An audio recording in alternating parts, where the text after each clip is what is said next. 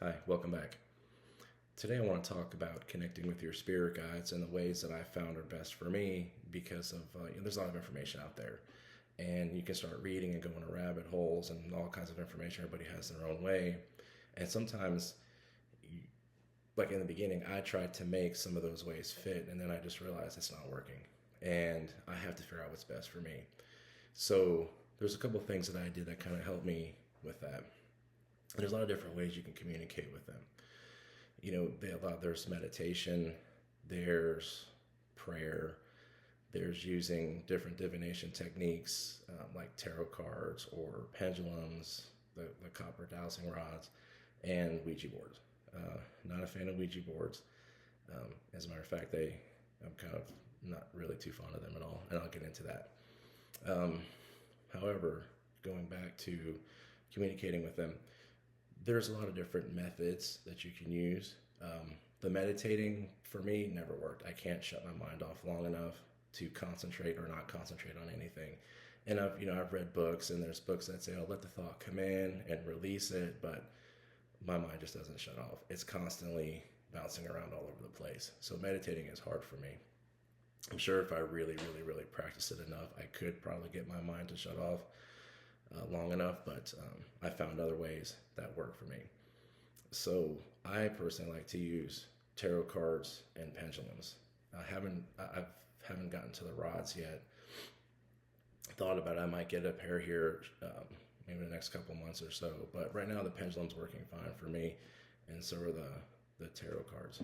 So what I'll typically do is, but before you start getting into all that with your spirit guides, you really have to understand that they're always here with your best interest in mind. And no matter what technique you use, however you try to communicate with them, whether it be through signs, show me a black cat walking across my path, could be on a video screen, could be while you're driving, could be while you're out walking the neighborhood, whatever it is, or show me an owl or whatever. Um, you have to believe that when you see that's their answer for you, whatever it was you asked them to provide that sign for, an affirmation to. So there's a trust thing. That's a big thing. It's a really big thing. And one thing we have to understand is that they're with us our entire lives, right? Their whole goal is to make sure that we are living the best life we can live, following the path that we were meant to follow.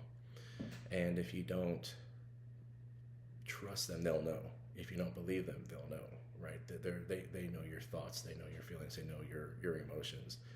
And when you really start to tap in and build that relationship with them, sometimes you don't even have to ask for feedback. You'll get it, and you'll know when you get it, because there's no such thing as a coincidence. And once you start getting that information and start learning like what they're trying to tell you, a whole entire world opens up. So for me, I started using tarot cards. And tarot cards, there's a lot to tarot cards. There's books, there's courses, there's everything, but you have to understand what the cards mean. Some people read them through intuition, some people don't. Some people just know what the cards mean, and then they use a little bit of intuition. It's a whole different mix. I've talked to handfuls of people that all have different ways of interpreting. Some get the guidance, some are channeled information. It's just a combination of everything. For me, what I'll do is I started with tarot cards, and then I moved to a pendulum. But before you do anything like that, you want to make sure you're grounded and you're centered, and you want to make sure that your space is cleansed. And I don't always hear that on a lot of videos when it comes to pendulums. A lot of people just, videos that I watched previously, they just have a pendulum in their pocket and they'll pull out and ask it a question. I guess that's fine. But when you start working with techniques like that, you are calling in energies, and you need to make sure that you are only allowing in those energies that you want. That's a big thing. So with pendulums, tarot cards, anything that I use, I always cleanse my space. I'll use Palo Santo, maybe a little bit of Florida water, sage, whatever I feel like I need to use, and it's usually almost always Palo Santo.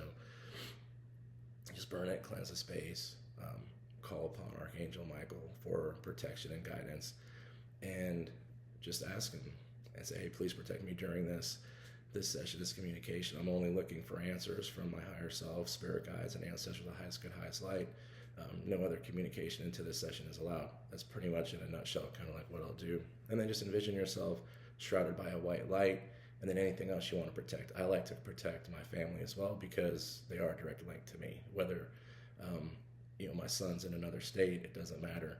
I ask that he protects my wife and my son that are here with me, and then my older son who's living his life out there across the country. So I just make sure that that those that are close to me with a direct link to me emotionally and energetically are protected. And I envision all of them in a shroud of white light, including their home that they live in. So that my son lives in Florida. I just make sure that that home and him, and his fiance are just shrouded in that light. And then I just go ahead and I'll just, start asking questions. Always be polite. Always say thank you. Don't forget that. That's important. Even though they are here for you, they will sometimes teach you lessons if you get too far off path, or if you start kind of, acting a little foolish or childish. So typically once you kind of get that part of it taken care of, just start asking it questions and develop a relationship. And it takes time, and it's very literal. So keep that in mind. Very, very, very, very, very literal.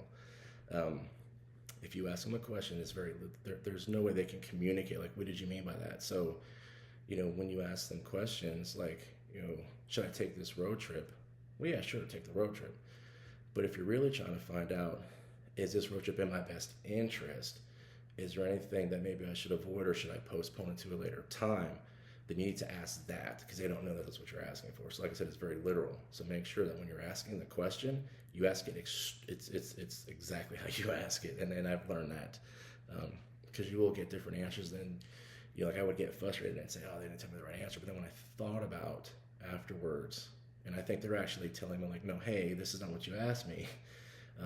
This is what you asked. So those thoughts started to come into my mind. I started understanding, okay, it's very, very literal. So, and sometimes I'll ask follow-up questions. Okay, so what you're saying is, if this is what I asked you for, then if I do this, then I'll be okay, right? So that's kind of how I do it, just to make sure that I have a full grasp of everything. It seems like a little bit much, but if you ever started using them, or if you've used them before, you'll understand why.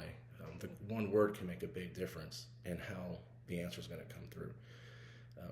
So I'll ask those questions, and typically you want to start with, when you're first starting out, you want to know what a yes and a no is. So with the pendulum, you just ask them, can you confirm for me what a yes answer would be? And then they'll swing the pendulum. Mine goes north to south, so this way. And then a no answer is clockwise. And it's been that way. It started out with a no answer going east-west, and then it shifted probably about a month in. So, and it hasn't changed since. I'm not really sure why it shifted. It just did. So we want to understand all of that. And I know I'm kind of jumping around all over the place. I don't script anything, so I just kind of talk free spoken, and however it comes to mind, whatever they ask me to say is what I'll say, whatever thoughts they give me. So kind of bear with me on that. But once you get your yes or no's out of the way, you know what those are going to be, what those confirmation answers are, and you start asking questions. And, I always say thank you after I get an answer. And one thing I've noticed is you don't always even have to ask it out loud. I do ask out loud, but you could also ask it in your mind. And, they'll hear you and they'll answer the question. You'll just start to see the pendulum.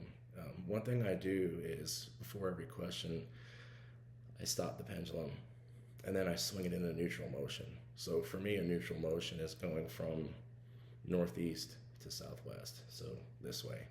And I'll just kind of give it a rocking motion that way and hold it still while it's moving. I'll ask a question, and then I'll start to see it move into the direction of the answer.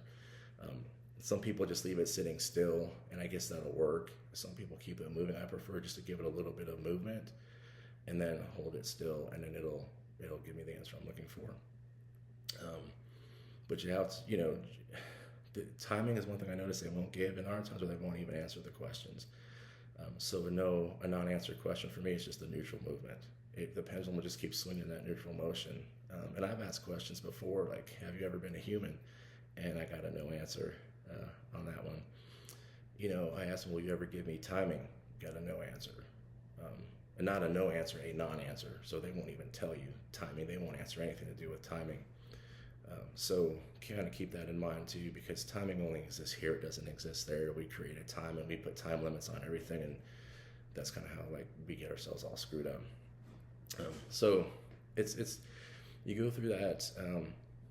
then sometimes what I'll do is I will ask if you would like me to pull some cards. Do I need? Is there anything else you need to tell me? Do you want me to pull a card? Because sometimes I can get more communication through a card if I'm not asking the right questions or getting the answers that I'm looking for. I think they know that, so that I'll get that inclination to pull a card, and I'll ask if they want me to pull a card.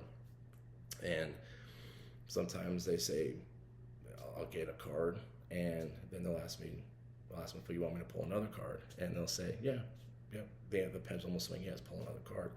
Sometimes I pull 3 or 4 cards, sometimes I pull 1 or 2, but they'll tell me when they've gotten their information across, and those are the cards I need to look at. Then I just kind of go look up what the cards mean, look at the meanings, and then I confirm that what I'm getting through intuition and what's going on in my life and what the cards mean, all 3 in a combination. I'll ask them, so are you telling me that I need to focus more on my downtime and my rest, or do I need to be aware of a situation that's coming? And they'll give me the answer, like, yeah, that's what I'm trying to tell you. So very helpful. I haven't started using rods yet. I thought about getting a pair. It's not a big deal for me. I mean, I like the rods, the idea of the rods actually, but so far the pendulum and the tarot cards are working. One thing I don't ever mess with is Ouija boards. So there's just too much behind. Some people say Ouija boards are fine, I use them all the time. Other people say I've used it a couple times and I've had bad experiences with them. And there's a medium, a psychic medium that I have a lot of trust in, and I asked her about it. And she basically said, I don't mess with those. Because even though you're only asking for certain things to come in, there's something about Ouija boards and the portals that they open that you can't always control what comes through, and sometimes your guides can't even protect you from that. No matter what you try to do spiritually, some stuff can come through. But there's a process you have to go through also. Like I explained, the beginning portion of anytime you want to connect, cleanse your space, ask for the protection. But at the end of the session, even if I know I'm talking to my spirit guide or I'm talking to Archangel Michael, whoever it is, it's always a thank you, goodbye. Always, every time, without fail. Thank you, goodbye. That cuts off the connection, and you're not being rude to them by telling them thank you, goodbye. It's just a practice that I think everybody should get into and be comfortable with doing. Because you're probably not as much of a risk if you don't do that with the tarot cards or with the pendulum or even the copper dowsing rods, but you are with the Ouija board for sure. You leave that portal open, you have no idea what could come through. And then once it's here and you allow it into your home or into your personal space, it's here to stay, and it's very hard to get rid of. And I've heard too many stories about people that have had bad experiences with those and things moving and knocking and all this sort of crazy stuff. And it's like, it's not for me. Getting the answers I need. I don't need them to spell out answers. If I want to get creative, I can figure out a way to get creative with my guides with the pendulum. And one thing about that is I like a little bit of like inclination and stuff like that when I'm talking to someone. I can get an idea of how they're feeling when they're giving me answers or feedback, but you can't with a pendulum, you can't with tarot cards.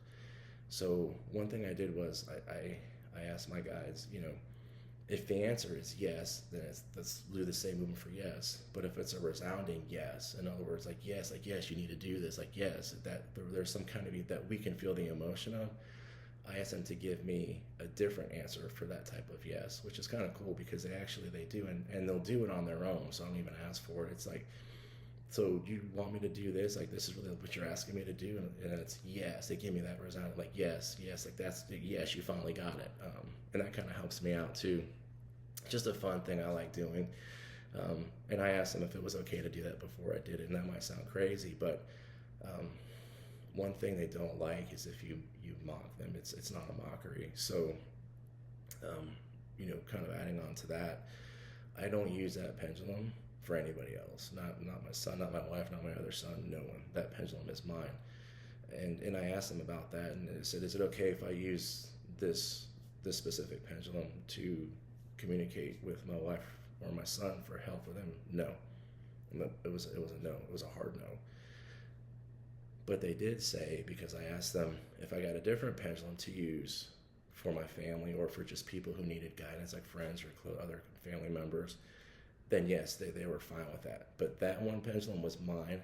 That was the energy that was created between them and myself, not to be shared with other people. So that's kind of what I got from that answer when I started asking more follow-up questions, like why, how come, like why can I use this one but not that one? And it's that question just popped into my head, and I think it was them saying no, because that's ours. That's how we establish our communication. That's our link.